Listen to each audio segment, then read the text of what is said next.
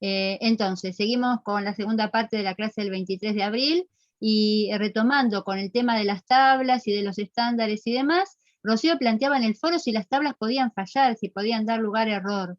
En realidad, fíjense que lo que tienen las tablas que estuvimos mirando recién es que tienen desvíos estándar. ¿Qué quiere decir los desvíos estándar? Que bueno, que alguien puede estar en la media o puede estar en la línea más alta del gráfico o en la línea más baja.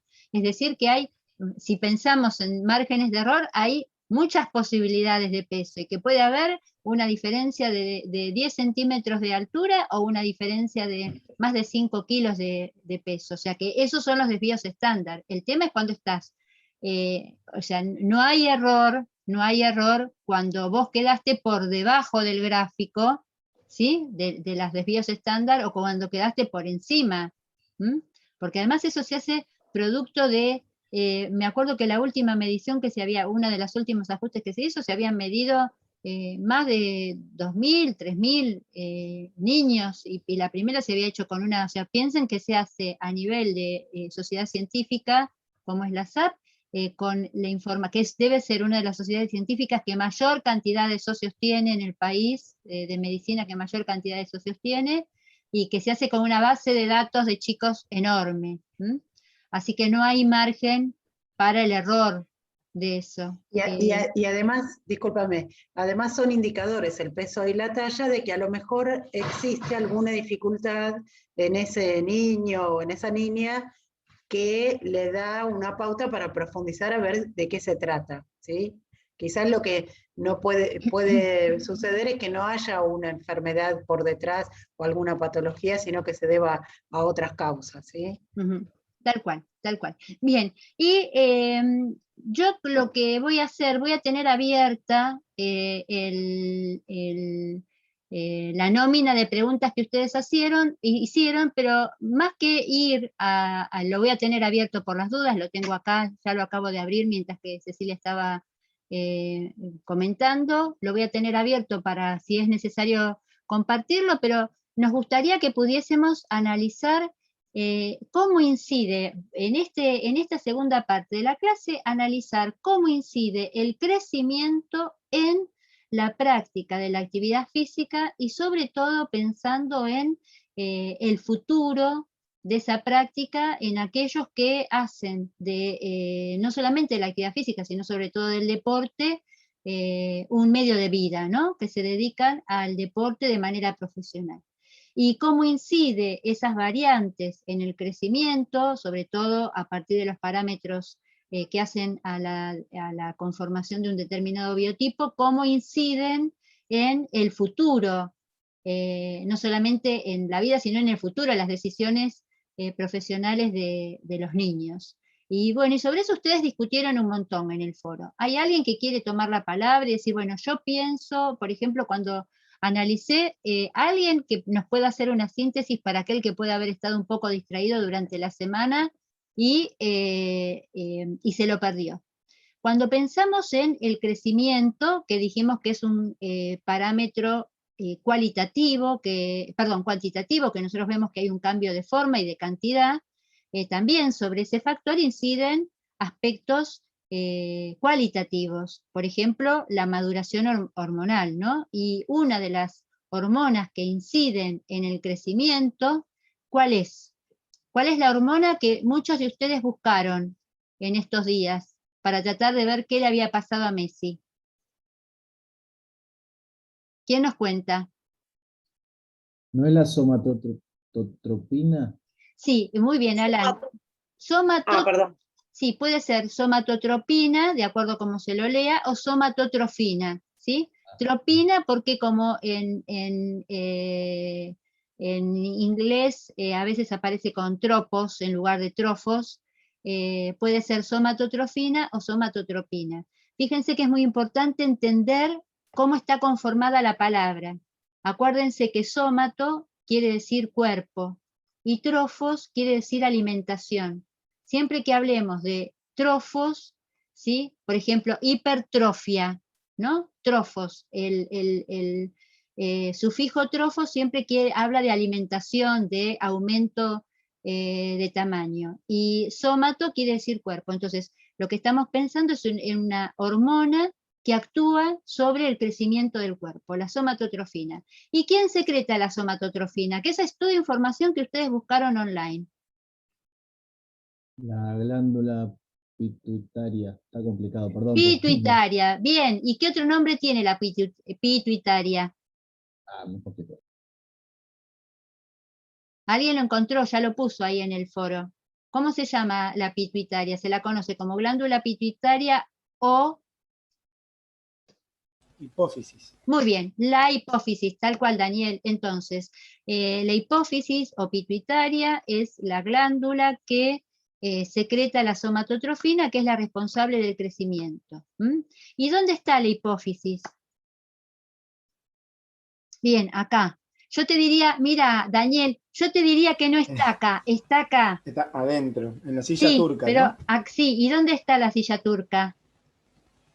Acá, o sea, trazándolo de aquí de frente a esta altura, y Sí, por acá a esta altura. sí, en la silla turca que es, digamos, En el atrás de la esfenoides. nariz, ¿no? En la base de la nariz. Ahí está, colgando de ahí. Está la hipófisis. Si ustedes miran la diapositiva, ahí después si es necesario la buscamos, hay una diapositiva donde está el gráfico de dónde está colgada la hipófisis. Y en una zona que se llama ¿cómo? ¿Cómo, Daniel? La silla tuerca. Sí, y en la zona que conforma la hipófisis, ¿cómo se llama esa zona del cerebro?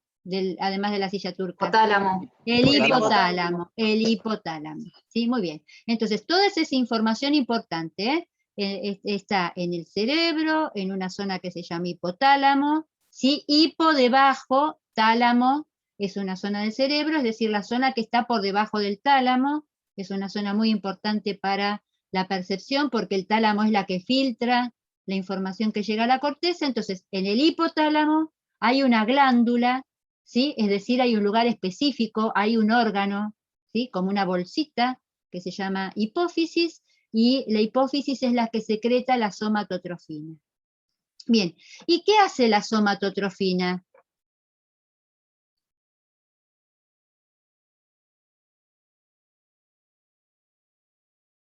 ¿Qué regula?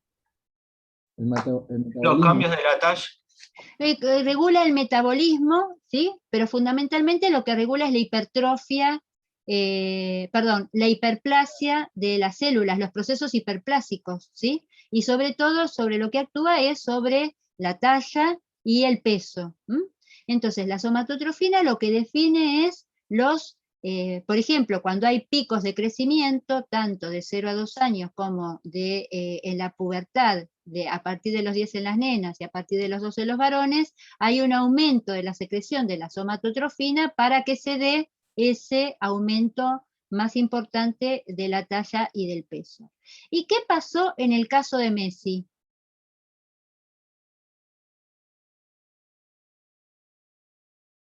¿Quién nos cuenta? Muchos contaron en el foro, que eso fue también algo que pasó, ¿no? Que en el foro fueron como reiterándose, que les vamos a pedir que en todo caso digan de acuerdo con lo que dice el compañero anterior, no por nosotras, porque yo lo leí todo el foro, pero quien empieza a leer el foro y lee que el que sigue dice lo mismo que el anterior y el otro dice lo mismo que el anterior, eso en una de esas los puede desanimar a ustedes para leer.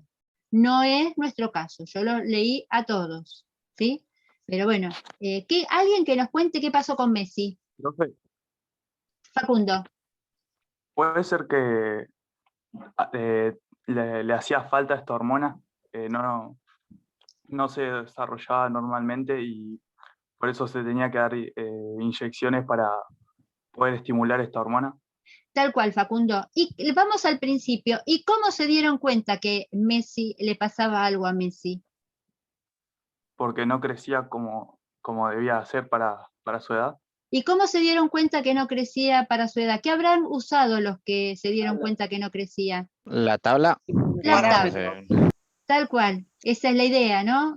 O sea, ¿quién se dio cuenta que no crecía, Tomás? Los médicos que lo evaluaban con las tablas de talla y peso, por eso a Messi, ¿cómo se lo llamaba? Y se lo sigue llamando. Pulga. La pulga. Es más, Gladys, Sí. podría ser que, dadas las circunstancias, ese niño no fuera siempre al pediatra, todos los años su familia no lo lleve al pediatra, pero que el profesor que le estaba enseñando fútbol empezó a notar que era muy chiquito y que le haya indicado esa...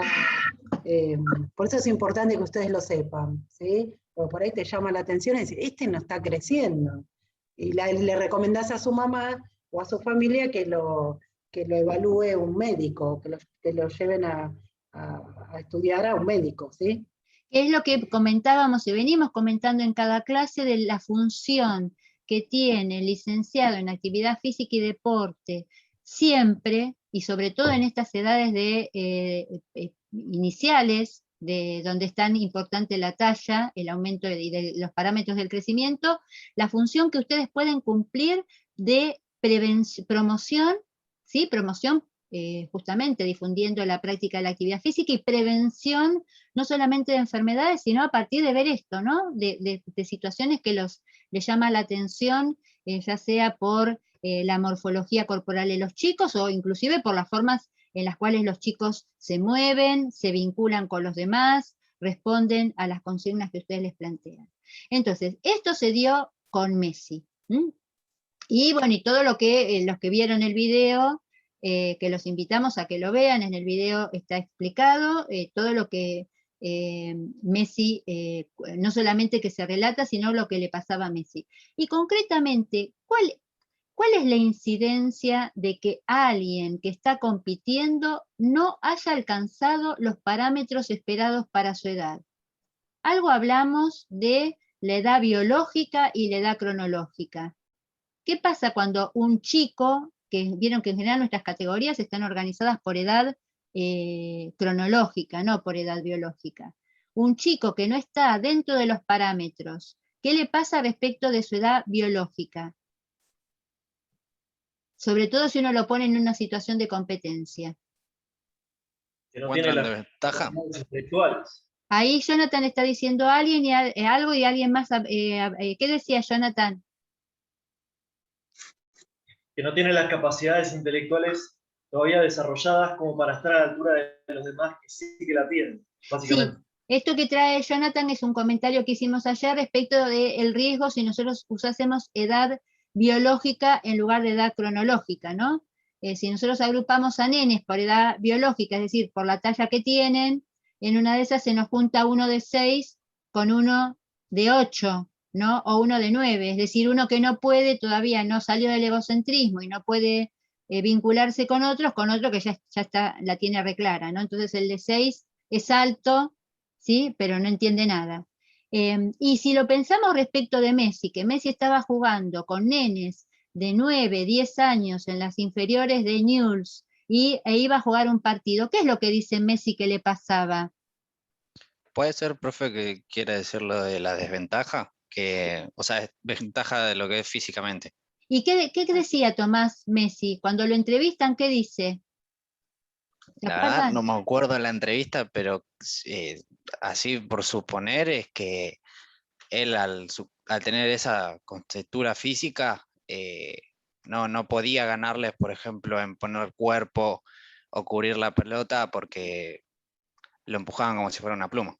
Tal cual, y acá lo dice Pablo, se cansaba mucho, sí, y lo dice a Yelén, se cansaba mucho. Cuando lo entrevistan en el video dice, y me canso, o sea, claro, evidentemente, ¿por qué se cansa? Porque tiene que hacer con esa masa, con ese corazón, con esos pulmones que tienen mucho menos, un funcionamiento mucho más limitado, porque tienen menor tamaño, el mismo esfuerzo que está, o el doble de esfuerzo de alguien que tiene una edad biológica y un desarrollo de sus parámetros de crecimiento mayor. Entonces, por un lado tenemos toda la cuestión que tiene que ver con lo biológico y la desventaja, como muy bien lo sintetizaron ustedes, respecto del rendimiento de otros que están, digamos, en parámetros más esperables para su edad. Pero, ¿qué pasa respecto de los parámetros del crecimiento y los biotipos? Y esto que ustedes discutieron bastante en el foro, y esta pregunta que yo les dejé planteada, de qué hubiese pasado, por ejemplo, no con Messi, o con Messi también, ¿no? ¿Cuántos Messis debe haber en la Argentina? ¿Cuántos Messi debe haber que no llegaron a la talla? Hay un montón. Yo sé que cada vez que hablamos de este tema, ustedes empiezan a recordar todos los casos de todas las pulgas que tiene el fútbol argentino, pero bueno, también hay, a Messi sabemos de su caso porque es famoso, pero ¿cuántos chicos debe haber en la Argentina que por cuestiones de talla no alcanzaron el fútbol profesional, o no alcanzaron el básquetbol profesional, o no alcanzaron el voleibol profesional, ¿no? No solamente el fútbol. Entonces, ¿cómo incide no dar con el biotipo para poder organizar la participación de ustedes y todo lo que dijeron en el foro? ¿Cómo incide el biotipo en el avance en ese deporte? ¿Y qué pasa cuando el biotipo que va resultando después de que yo atravieso la pubertad y voy definiendo el biotipo que voy a tener, es decir, después de la pubertad y durante la adolescencia ya se sabe qué estatura voy a tener, y se define en alguna medida a partir de la talla mi biotipo? ¿Qué pasa con mi futuro profesional? ¿Cómo incide mi biotipo en mi futuro profesional? En todo. O sea, básicamente porque la mayoría se basa en estadísticas. Ajá, en todo, y concretamente en alguien en particular. Yo les preguntaba, ¿qué hubiese pasado con Isinbayeva si en lugar de estar en Rusia hubiese estado en la Argentina? Hubo distintas respuestas. Las respuestas de ese tema fueron interesantísimas. Algunos de ustedes y varios tomaron ese argumento, fueron a buscar las tallas, el promedio de la gimnasta argentina. Y si en Argentina hubiese podido ser por el biotipo de la gimnasta argentina, si Isinbayeva hubiese podido ser gimnasta en la Argentina. Dando respuesta a eso, les cuento, me voy a permitir compartir, a ver si lo encuentro, acá la tengo. Voy a compartir la pantalla. ¿Se alcanza a ver ahora? Sí, se ve. Bien. Bueno, quiero compartir con ustedes, ¿sí? Acá hay una respuesta que es muy interesante. Bueno, acá hay una primera respuesta que fíjense, ¿no? Que plantea. Dice, si Yelena hubiese nacido en la Argentina, ¿sí? Dice, bueno, que las gimnastas, está buenísimo esto porque fue a buscar el promedio de estatura de las gimnastas en Argentina, ¿no? Y plantea que con 1,62 hubiese podido, una gimnasta en Argentina con 1,62 puede ser gimnasta. ¿Ustedes saben cuánto mide Yelena? No. Yelena mide más de... ¿Cómo? 1,72 creo. ¿Cuánto? Mide más o menos entre 1,80 y 1,85, ¿no? Sí, señor Tomás. Mide entre 1,80 y 1,85. Es decir, que Yelena no hubiese podido ser gimnasta. Esto no es para... o sea, está maravillosa la información que trae la compañera acá. Está bárbara, fue a buscarlo. Lo que digo es que en términos de cómo nosotros pensamos esta situación, Yelena no hubiese podido ser gimnasta ni en la Argentina ni en ningún lado. ¿Por qué? Porque cuando se agarraba de la barra superior, tocaba con los pies la barra inferior. Tocaba con los pies el piso, estaba muy cerca del piso. Entonces, digo de las barras asimétricas, ¿no? De las paralelas asimétricas. Entonces, por un lado, eso. Y después hay algo muy interesante que ustedes van planteando, ¿sí? Fíjense, aparece por acá cómo incide en el factor psicoemocional, que quizás no le hubiese pasado si le hubiesen ofrecido un deporte más popular. Y acá hay dos temas que a mí me parece que es central, tres temas que, miren, acá, si ustedes alcanzan a leer, en este comentario de esta compañera aparecen tres, lo voy a poner para arriba para que no se distraigan de quién es la que lo dijo, ¿sí? Acá esta compañera plantea tres temas. Por un lado plantea lo del factor psicoemocional, por otro lado plantea lo de los deportes populares o no en la Argentina, Por otro lado, plantea lo de la iniciación deportiva unilateral o temprana, y por otro lado, plantea algo que retomaron un montón y que me parece interesantísimo, que es el rol del entrenador. ¿Por dónde quieren empezar? ¿Sí? ¿Vieron? Cuando te tiro un tema, bueno, yo les tiré 4 puntas para analizar esta situación.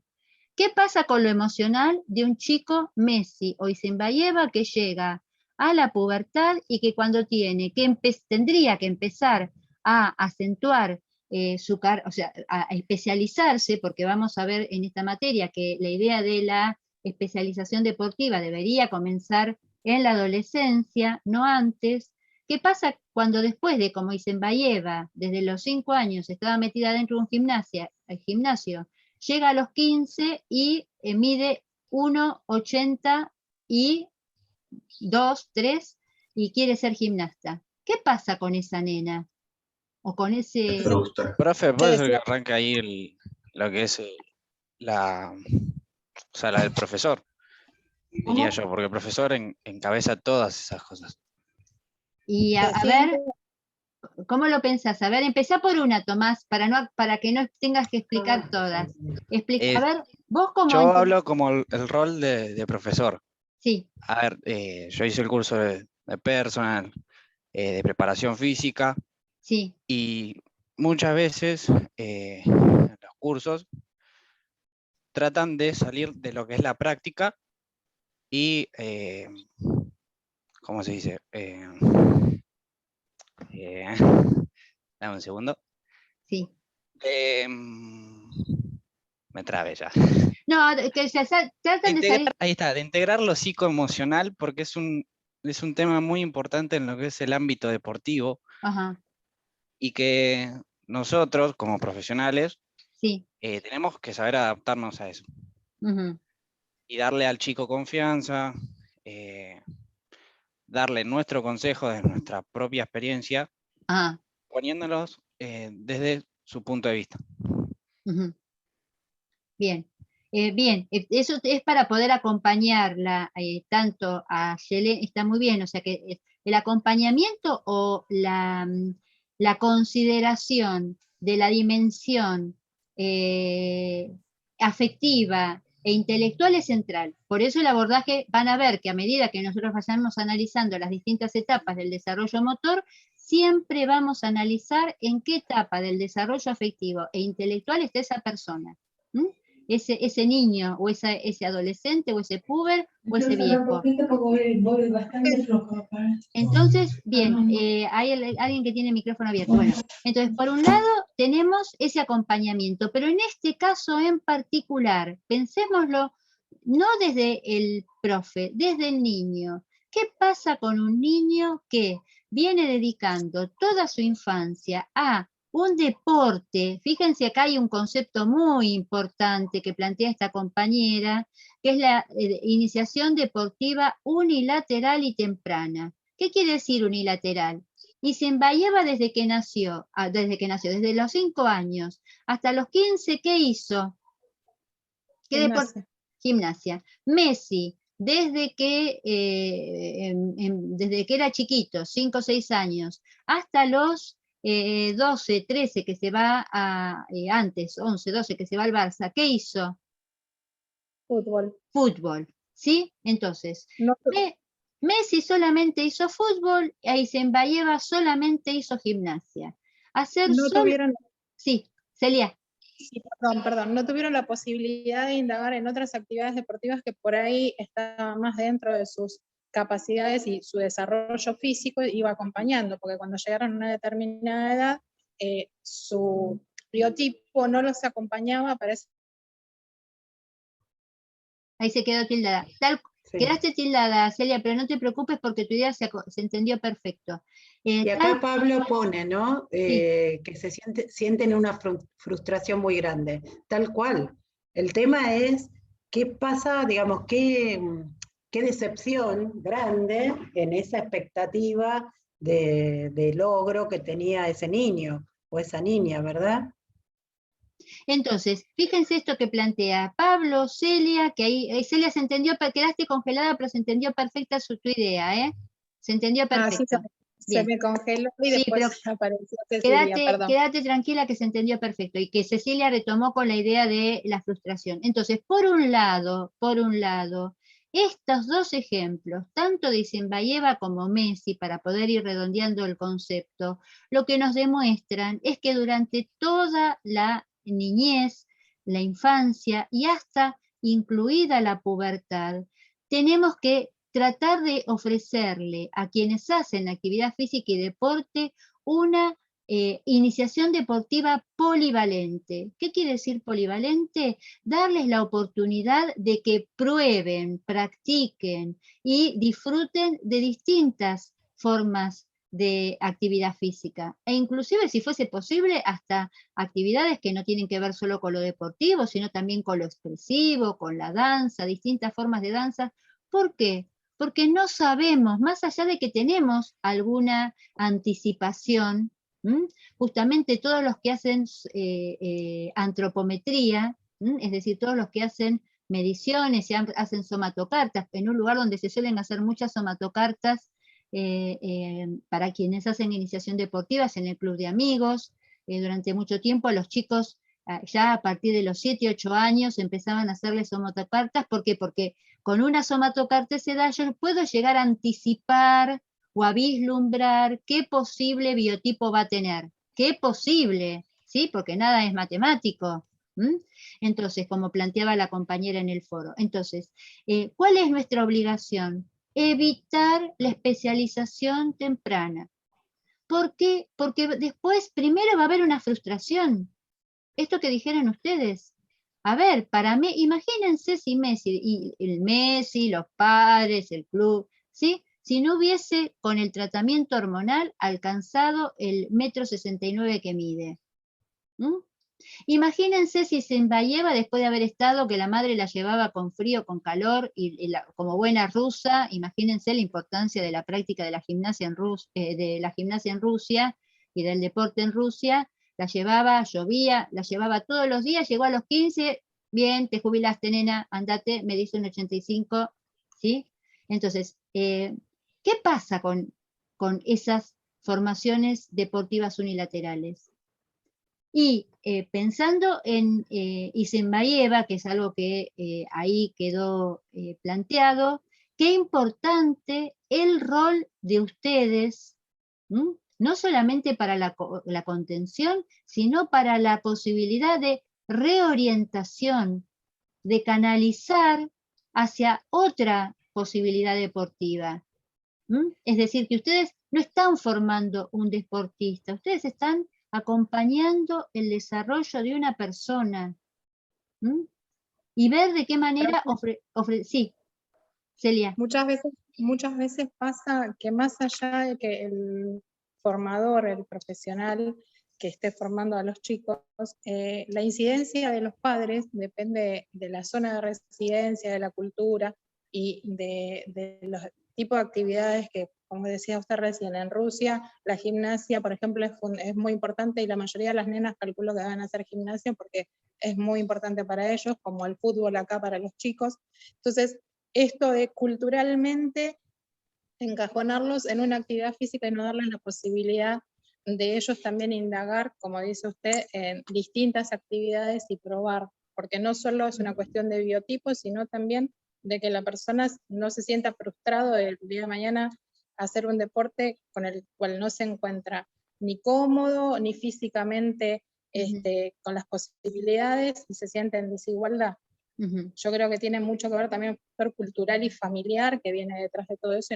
Uno como profesional tendría que poder reorientar eso y darle las herramientas para que ese chico, tiene emociones, tiene gustos y tiene decisión, pueda llegar a desarrollarse en lo que más cómodo se siente y lo que más le gusta, ¿no? ¿Y qué? Ahí, Gladys, ahí Pablo también había planteado el ejemplo de un joven que se quitó la vida, que era un jugador de fútbol de Colón cuando no quedó en el plantel, ¿no?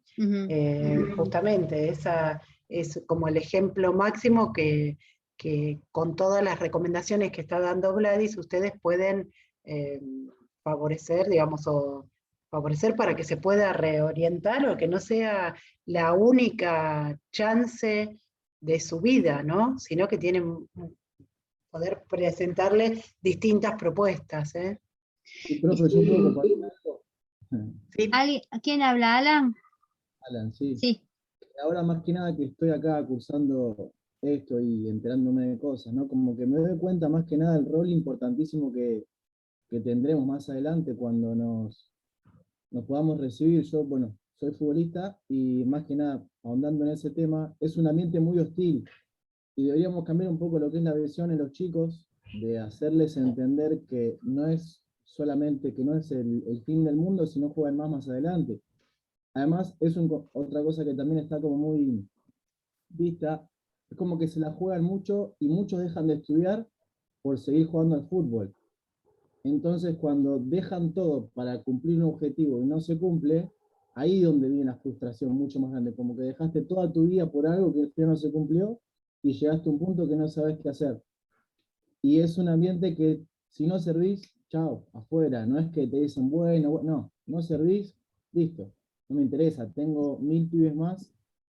Y ahora que, bueno, repito, valga la redundancia, que estoy acá, la verdad que es muy interesante saber que somos muy importantes en la vida de los chicos, cómo lo vamos acompañando en ese proceso mientras va creciendo. Mira, digamos, en el último tiempo, digamos, también las instituciones van aprendiendo justamente por estos casos trágicos.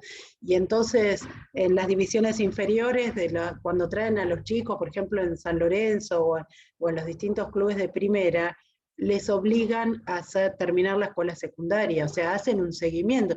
Ustedes imagínense, buscan en todo el país a un niño que tiene adolescente, lo traen a Buenos Aires, vive solo, lejos de la familia, de golpe le pasa lo que dice Alan, o que se lastimó, tiene una lesión y entonces eso le impide seguir avanzando, y ese chico que lo han desarraigado de su familia, antes ni siquiera se preocupaba por qué estudiar. Ahora al menos empiezan a prestar atención que es la persona integral, ¿no es cierto? Que hay que cuidarlo en todos los aspectos de la persona. Y acá, sí, Ceci, van apareciendo en el foro, yo voy bajando porque algunas cosas las marqué en azul porque fueron tantas las cosas que dijeron en el foro que no me quiero perder algunos comentarios. A mí me parece que otras puntas que se abren es, acá dice influenciados por el medio, que recién lo trajo Alan y lo mencionaste vos, Ceci. Acá quizás el problema central que tenemos es en cómo está organizada la iniciación deportiva en el país. Nosotros en la Argentina esto lo decimos ahora, no lo vamos a profundizar porque le vamos a dedicar todo el periodo de 6 años en adelante, cuando teóricamente en la Argentina empieza la iniciación deportiva. Nosotros lo que vamos a señalar es que en realidad en la Argentina tenemos escuelas de iniciación deportiva, no escuela de iniciación deportiva, tenemos escuela de iniciación al fútbol, escuela de iniciación a la gimnasia, es decir, que ya las escuelas en sí mismas son unilaterales. No formamos a los chicos como personas, los formamos como futuros deportistas. Y ahí es donde ya estamos generando la unilateralidad y donde estamos generando la frustración. Porque además un concepto que nosotros no trabajamos, no lo mencionamos, lo que no quiere decir que no esté en el texto que ustedes leyeron, respecto de la competencia motriz, es el concepto de incompetencia motriz aprendida. Porque ¿qué pasa cuando hacemos una escuelita de deporte unilateral? Hacemos una escuelita de fútbol, como bien vienen planteando Celia y todos ustedes. Un nene que va a aprender a jugar o va a una escuelita de fútbol y quizás no tiene predisposición para el fútbol porque no le gusta, porque le da miedo a la pelota, porque tiene miedo que le peguen, porque le quiso patear una vez, 2 veces, 3 veces, los compañeritos se rieron, ¿sí? Va un mes, sufre, llega el horario de ir y no quiere, llora, la mamá le insiste, toda la familia dice, mirá, sos no quiero decir malas palabras, pero por ejemplo cagón, mirá, no quiere, sí, bueno. Entonces, ¿qué termina pensando ese nene de él? No puedo, soy un incompetente motriz. No, el nene no dice no soy un incompetente motrizmente, el nene lo que siente es no puedo, todos quieren que yo vaya a jugar y a mí no me gusta, yo no puedo, ¿sí? Y ese nene se queda con esa idea de que no puede, no solamente fútbol, no puede hacer actividad física. Entonces, ese concepto de incompetencia motriz se va generando con procesos de iniciación deportiva unilateral. Y se acentúan, y esta sensación de no puedo, imagínense si Messi no hubiese podido seguir con su carrera, o muchos de estos que ustedes están comentando, este chico que se suicida y que no es el único caso, es del que nos enteramos, o gente que se convierte en una frustrada, tiene que ver con eso, ¿no? ¿Cómo? Llegado, primero en entender que la actividad física y el deporte es un medio de vida. Ahí ya estamos, como dice ahí en azul, estamos influenciados por el medio. Y en realidad todos tendríamos que acceder a la práctica de la actividad física y del deporte como un medio de formación. Si nos podemos destacar, bárbaro, bingo, y si no, lo incorporamos como hábito. ¿Cómo hace ese medio para cambiar esto que estabas planteando vos, Alan? Ustedes son los que tienen que salir al medio y cambiar estas concepciones. Ustedes son los que cuando van a una escuela de fútbol tienen que entender que el fútbol es un medio y no un fin. No es que los chicos son un medio para el fútbol es un medio para los chicos, ¿sí? Y lo otro que me parece que es importante y que estuvo ahí dando vueltas en el foro, es esta cosa medio que plantea el riesgosa, permítanme decirles, del video de la marca, ¿no? ¿Sí? Ir por tus sueños. El video está hermoso, pero no es que si yo a un chico lo reoriento, lo frustro, o si yo a un chico le voy dando oportunidades de que pruebe otra cosa, lo frustro. No todo es voluntarismo en la vida, ¿sí? No es que porque yo me lo propongo, voy a llegar a ser Messi, o aunque Messi mida 1,50, yo no lo tengo que frustrar y decirle, mira, en una de esas con tu biotipo te conviene más dedicarte a la lucha grecorromana, o dedicarte al judo, o dedicarte a la gimnasia deportiva por tu biotipo. Pero para eso tendría que no haber jugado solamente al fútbol en su vida. Digo porque si no también pensamos que en esto, que el mensaje que nos deja, fíjense que acá plantea, si nos cerramos en las estadísticas, dice, arrebatamos los sueños. Por supuesto que nosotros tenemos que basarnos en la voluntad de los niños, pero también somos adultos y podemos ayudarlos y no venderles buzones, ¿sí? Y Zembayeva se hubiese emperrado y hubiese dicho, yo quiero hacer gimnasia, y Zembayeva no hubiese pasado del primer torneo y lo peor de todo, los hubiese lastimado. Entonces digo, ojo con este mensaje de no frustrar. No, si quiere ser futbolista, apoyémoslo. Sí, si quiere ser futbolista, generemos las condiciones para que pueda, y si no puede ser futbolista, acompañémoslo en un proceso para que se dé cuenta que el fútbol es una de las posibles actividades de su vida, que estudie, que busque un trabajo, que se desarrolle en otros ámbitos que no necesariamente sean el fútbol. Eso me parece que es importante tenerlo en cuenta como rol de un profesional que está en el ámbito de la actividad física y del deporte. Y no dejarse llevar tanto por las estadísticas. En realidad las estadísticas son parte, es como negar la ciencia, las estadísticas son importantes, ¿sí? Seguramente después tenemos, alguien podría decir, Campazzo hubiese llegado, con la altura que tiene Campazzo, hubiese llegado a jugar en la NBA. ¿Qué dicen ustedes?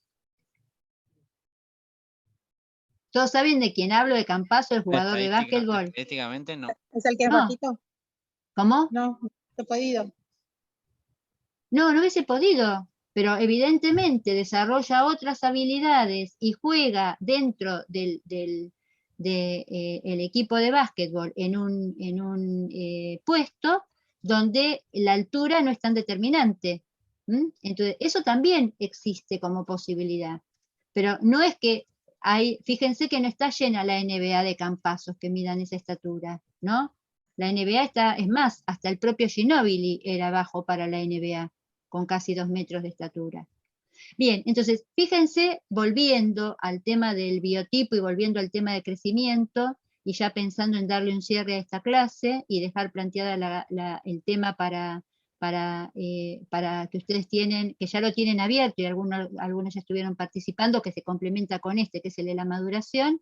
Fíjense lo complejo de estudiar el desarrollo motor y lo complejo de un proceso como es el crecimiento, que se completa con otro, que es el de la maduración, que se completa con otros que son externos, como son el aprendizaje y la enseñanza. Y justamente cuando pensamos en el rol de los profesionales, nosotros lo que hacemos es enseñar y generar estas instancias o este medio de formación que puede favorecer y acompañar el crecimiento o que puede entorpecer con procesos que, porque otro de los temas que quedó también pendiente ahí en el foro fue el tema de, que ayer conversamos bastante y hoy volvió a aparecer, qué pasa con los procesos de osificación y los procesos de entrenamiento deportivo. Antes de cerrar me gustaría hacer un comentario sobre eso y después los escucho y vamos tratando de finalizar con la clase. Alguien planteaba que había una contradicción, una compañera planteaba que había una contradicción entre lo que decíamos del crecimiento y la osificación y, por ejemplo, los procesos de iniciación deportiva en la gimnasia. No hay una contradicción, justamente los parámetros de osificación y saber que hay cartílago de crecimiento desde que nos gestan hasta el final de la adolescencia, 25 años en adelante, son los que nos llevan a tener cuidado en los procesos de entrenamiento. O sea, no es que porque hay cartílago de crecimiento no tenemos que entrenar, no, tenemos que entrenar sabiendo que hay cartílago de crecimiento. Escúchame, sí. Gladys, yo vi en el CENAR entrenar gimnastas de 13 años a doble turno y tener lesionado el cartílago de crecimiento en la rodilla y que igual las sometieran a ese entrenamiento. Y eso va a tener consecuencias en el crecimiento que le queda por delante a esa joven y quizás con repercusiones a lo largo de toda su vida, casi seguro, ¿no? Quizás. Y creo que a eso se está refiriendo Gladys. Claro, entonces,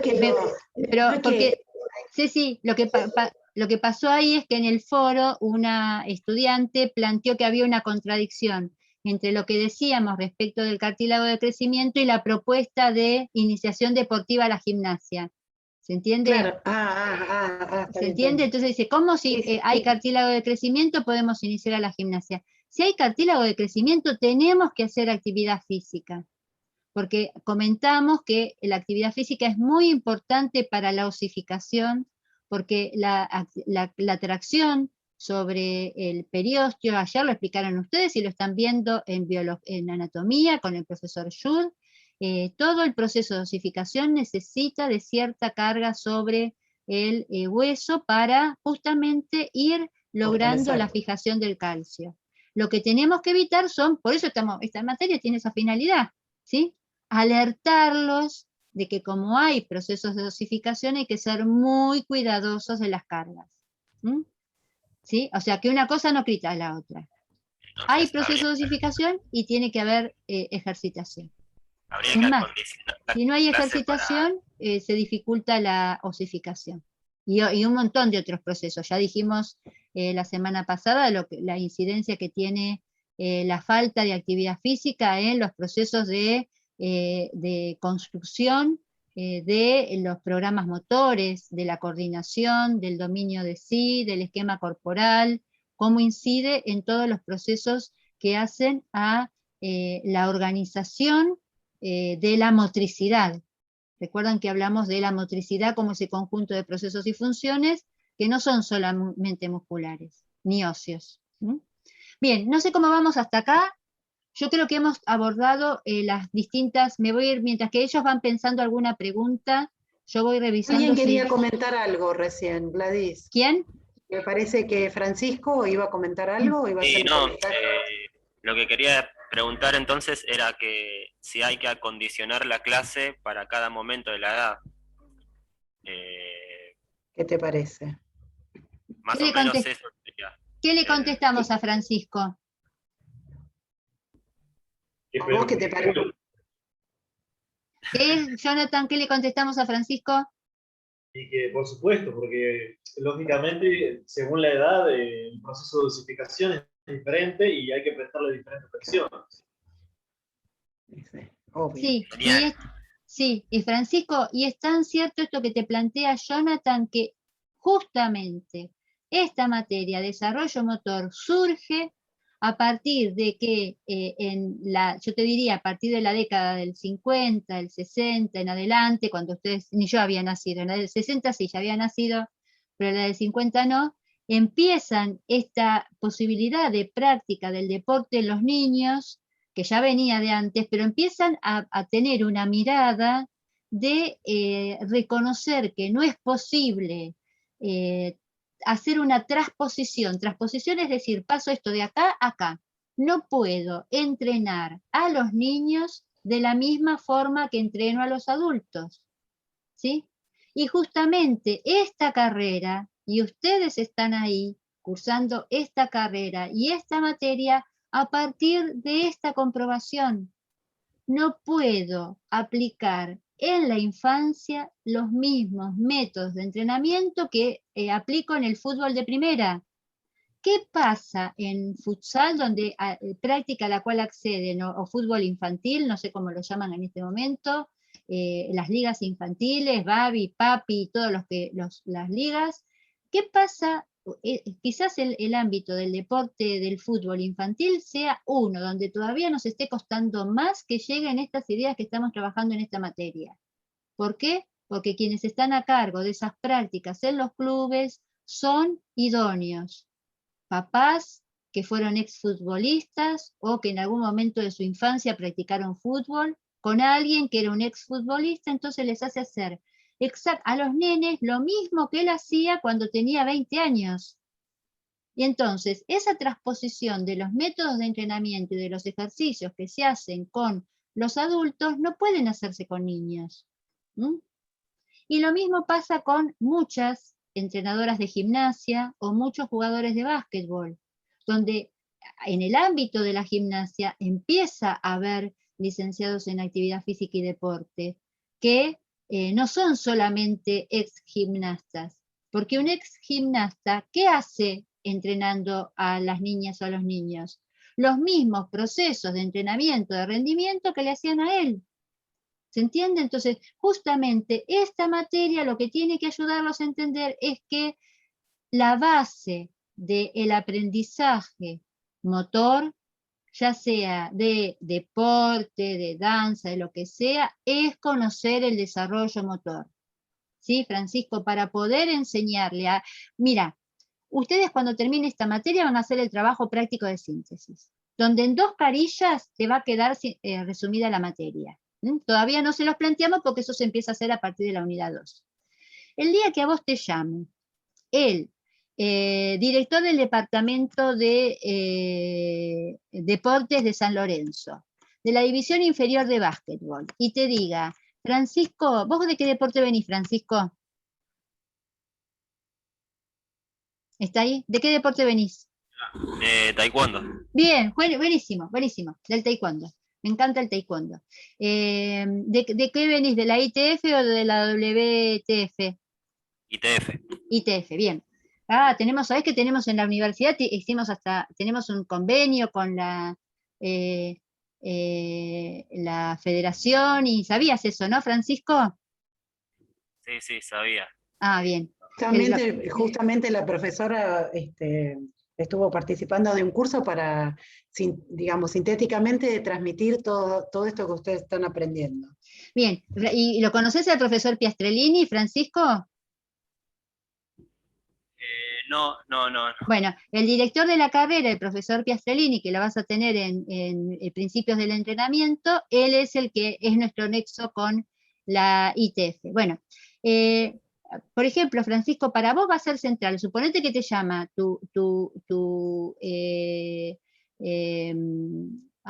me fue, ¿cómo le dicen ustedes? Tu club. Sí, tu club, pero no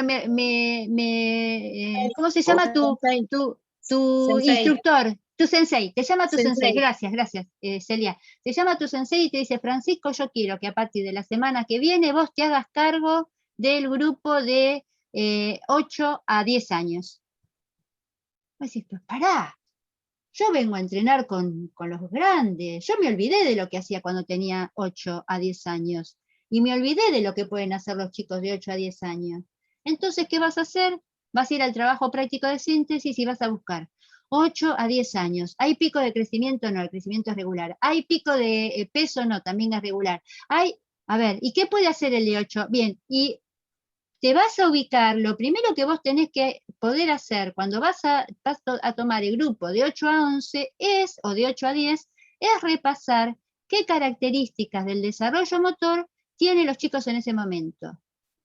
Si hay, cómo está el crecimiento, cómo está la maduración, qué pasa desde lo intelectual, qué pasa desde lo afectivo, qué pasa desde la maduración con la mielinización, con lo cardíaco, con lo pulmonar, con lo inmunológico. Entonces, vos te vas a hacer todo eso, es decir, bueno, a ver de todo lo que, ¿y qué técnicas le tengo que enseñar? Solamente las formas, ¿qué formas pueden aprender? ¿Sí? ¿Qué cuestiones de la lucha pueden aprender estos nenes? Bueno, para eso, para eso sirve saber todo esto. ¿Mm? ¿Estás enseñando ahora, Francisco? Sí, ahora no, en pandemia no, pero me dedico sí a enseñar. Bien. Y bueno, anotar la carrera por eso. Bien. Ahí estamos. Ahí estamos, para que todo lo que te llevas de esta materia y te vas aprendiendo en esta materia te lo llevas puesto, lo puedas usar con los chicos. Hermoso, hermoso deporte el taekwondo, maravilloso lo que hacen en la ITF. ¿Mm? Bien, ¿alguna otra consulta? Son las, a ver, ¿en qué horario estamos? 10:51, me parece que estamos así que hemos charlado bastante. ¿Preguntas? Jonathan bosteza. Y No te hay veo, yo preguntas, no ¿eh? sé por qué, mira, acá los veo, acá en este momento lo veo, a Francisco, a Tomás, a Celia, a vos y a Cecilia. Como dejo de compartir, así los veo todos. ¿Sí? Y entonces veo quién más está bostezando. Alan me está tomando mate, Iván se está rascando la cabeza. Bien, y los demás no los veo. Celia está así como. Jonathan, bien, pausa activa él. ¿Sí? Bueno, alguna otra, me quedé sin cámara, tranqui. Bien, ¿algún otro comentario que quieran hacer? No hay comentarios en el chat. ¿No? Bueno, ¿listo? No. ¿Algo para decir de Messi? ¿Vieron? Escúchenme, por favor. ¿Sí? ¿Vieron a Isenbayeva saltando el récord del mundo con Garrocha? Sí, obviamente. Sí, obviamente. Bueno, dice Tomás. Sí, obviamente. Bueno. El Comité Olímpico hizo un video de cuando rompió el récord, que encima no había podido saltar las marcas anteriores y la tenía que subir como para no quedar descalificada. Y la terminó subiendo y la ganó. Bien. Tomás, ¿te gusta el atletismo, Tomás? No, pero me gusta un poco el deporte en general, entonces como que lo vi y eso, un par de videos más que subieron. Ajá. Bueno, si tenés ese video específicamente del récord de Isenbayeva, pasame el link. Bueno, yo tengo admiración saben que fui atleta y yo tengo admiración por dos atletas como mujer. Isenbayeva para mí Yelena es así como lo más. Y el otro, por supuesto, que tiene más afín con lo que yo hacía, que es Usain Bolt, el rayo. El rayo, así que son mis ídolos como atletas, y bueno, y la verdad que si no lo vieron, mírenlo, ver cómo alguien puede con la pértiga, con la garrocha saltar esa altura y ver quién fue. Lástima que ahora ya se retiró Yelena, pero bueno, va a quedar creo que por algunos años más su récord. Así que mírenlo, porque más allá de que uno está hablando, si no parece que uno está en contra del deporte de rendimiento. No. Yo no soy una militante contra el deporte. Todo lo contrario, me parece que es maravilloso. Por eso les digo que miren a Yelena y miren a Usain. Siempre verlo. Ahora, para usted, el video, si le gusta, hablando, ayer lo que hablábamos de Messi, que él como que jugaba con la pelota, ¿se acuerda? Sí. el video de Messi es un perro, bueno, si lo quieren ver a todos, también es un video muy, muy lindo, así que nada, se lo dejo para que lo vea cuando pueda. Dale. Bueno, dale, comparte. ¿Sabés qué? Les pido un favor, compártanlo en foro. En el foro. ¿Sí? El foro de crecimiento está cerrado, pero cuando métanse en el foro de maduración y pongan, compartimos estos videos para que todo el que quiera lo pueda, porque ahora esto ya queda, o sea, en el video acá no queda, a menos que nos metamos en el chat, es un día. Entonces compartan en el foro los links que van encontrando. Es más, cuando vayan encontrando cosas así interesantes que quieran compartir, compártanlas en el foro, ¿sí? Así nos enriquecemos todos y podemos ver, porque hay tanto para, o sea, que para ver, que bueno, lo que ustedes consideren que es importante para seleccionar, para compartir, compártanlo. Bueno, ¿algo más? Bueno. ¿Listo? A la una. Bueno. Gracias. Nos vemos la semana que viene. Sí. Lean Gracias. y suban. Chao. ¿Qué le tenemos que decir, Ceci? Que se cuiden. Cuídense. Sí. Cuídense. Ayuden a las personas mayores a que y convénzanlas de que se vacunen. Así terminamos antes con esta pandemia. Cuídense, cuídennos, cuidémonos. ¿Sí? Chao. Buen fin de semana para todos. Chao. Gracias. Hasta Chau, chau. luego. Hasta luego, Gracias. gracias. Chau, Chao, chau. profe.